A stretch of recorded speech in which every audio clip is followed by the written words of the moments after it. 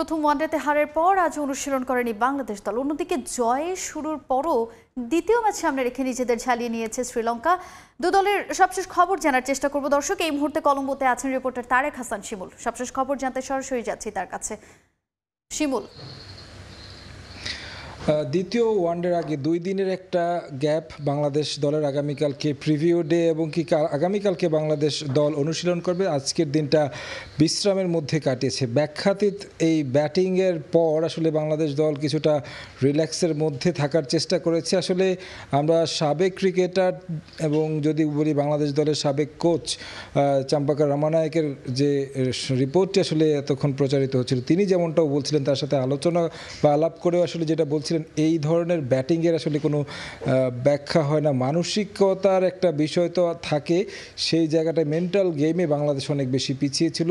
Mentally নিজেদেরকে refresh করার জন্য হয়তো বা টিম ম্যানেজমেন্ট তাদেরকে আজকের দিন বিশ্রাম দিয়েছে। বাংলাদেশ অনুশীলন করবে আগামীকালকে। তাদের অনুশীলন রয়েছে 1:30টা থেকে দুপুর 1:30টায় অনুশীলন শুরু হবে। তার আগে সংবাদ সম্মেলন রয়েছে বাংলাদেশ দলের সাথে সাথে শ্রীলঙ্কা দলেরও সংবাদ সম্মেলন রয়েছে ম্যাচের আগের দিন, যেহেতু আনুষ্ঠানিকতার বিষয় রয়েছে। পাশাপাশি যদি বলি বাংলাদেশ দলের আজকের দিনটা আসলে ক্রিকেটারদের কিভাবে কেটেছে, যতটুকু আমরা জানতে পেরেছি, টিম হোটেলে অবস্থান করেছেন ক্রিকেটাররা। কিছু কিছু ক্রিকেটার বাইরে বের হয়েছেন নিজেদের আনুষ্ঠানিক কিছু কাজ করার জন্য।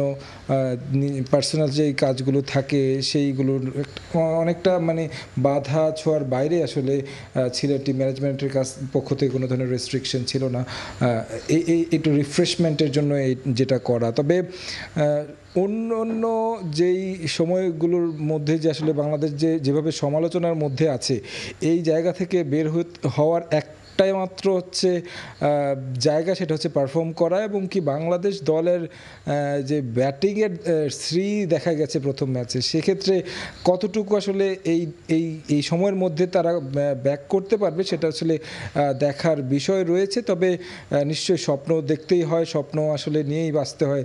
তাসকিন যেমনটা আসলে ম্যাচের পরে বলেছিলেন, ব্যর্থতার মধ্যে যাচ্ছেন, তবে তারা স্বপ্ন দেখেন ভালো করার।